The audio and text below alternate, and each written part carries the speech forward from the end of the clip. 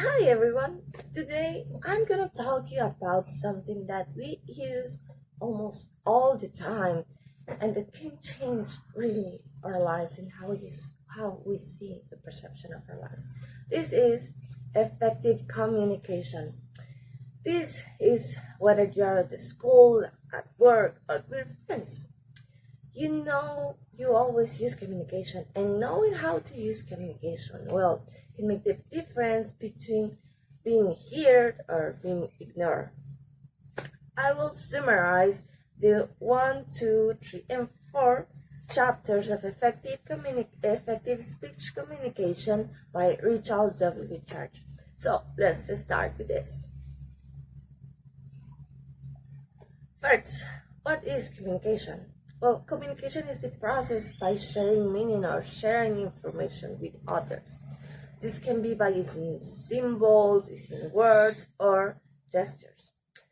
There are different types of communication that falls into this one. The first one is intrapersonal communication. This means talking to yourself.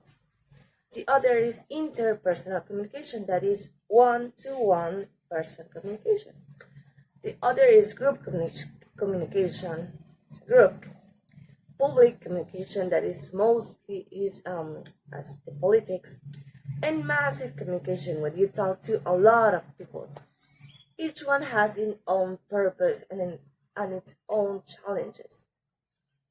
But we are going talking about you as a communicator.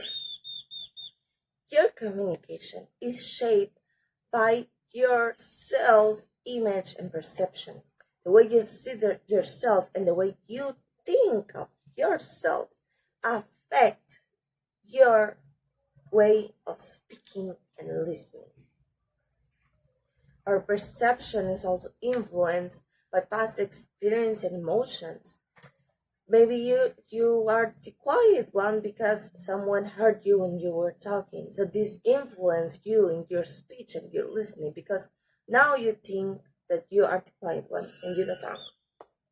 So understanding this will help you improve our expression and avoiding misunderstanding because maybe you want to talk, but you just don't know how to.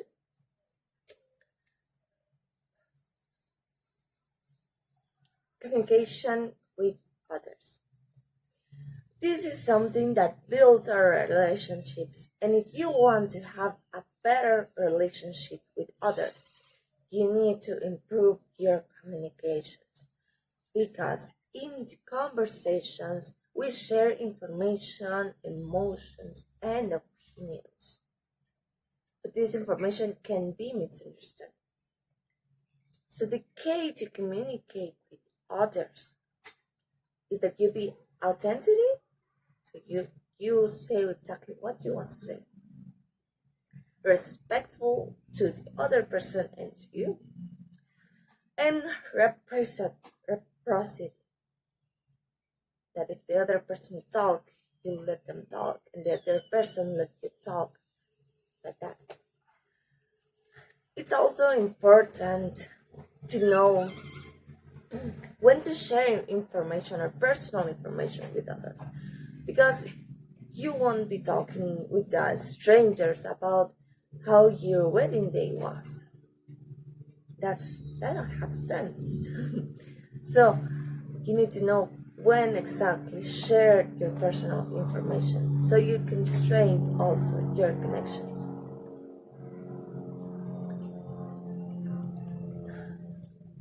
Now I will talk about active listening. And this is also the great secret of communication. You see, in these days, we are distracted by everything.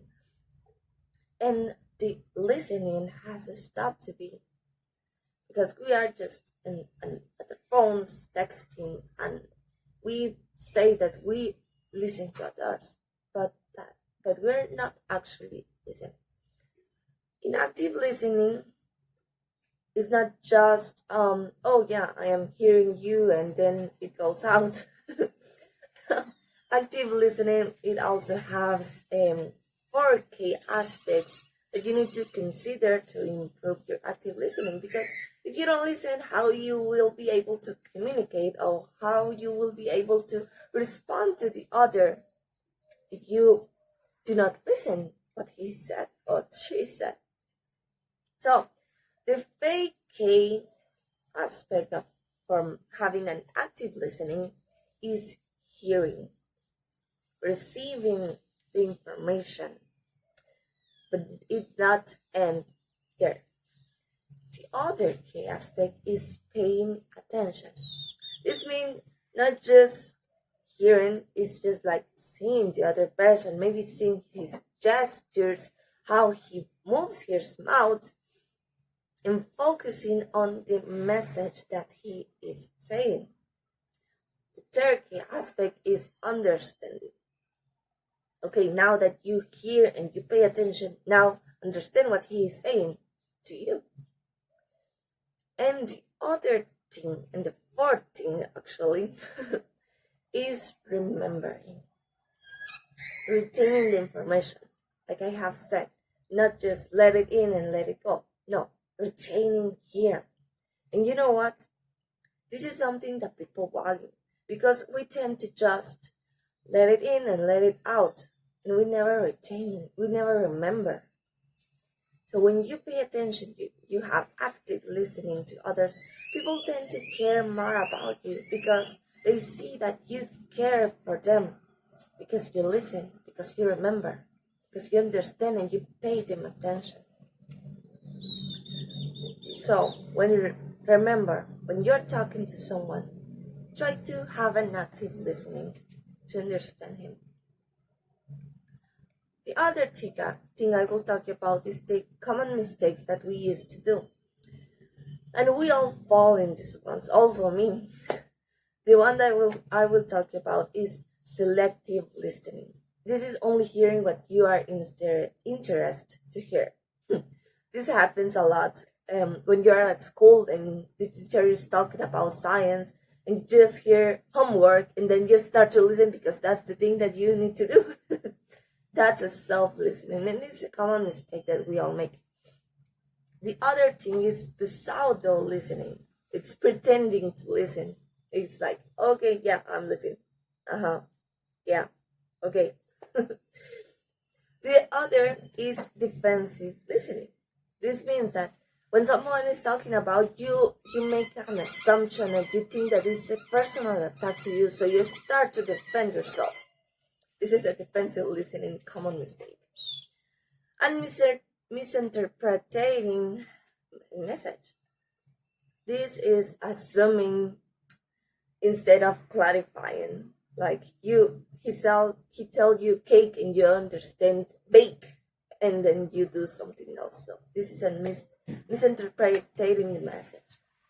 So avoiding these errors can help you improve your communication with others. The other thing that the book talks is how to resolve conflict. And we all need to know that conflicts are normal, conflicts are here, and we need to know how to handle them correctly. There are three main approaches of solving conflicts. The first one is win-lose. One person wins by the price that everyone else lose. Sorry. One person wins and the price that everyone else lose. The other one is lose-lose. Both, everyone, anything, end up losing. They don't get what they want. They end up unhappy with the conflict because they never achieve what they want. And the last one is win-win. Both sides win and found benefits to everyone. I will actually let you a video about 5 conflict management styles, and he actually explained it very well.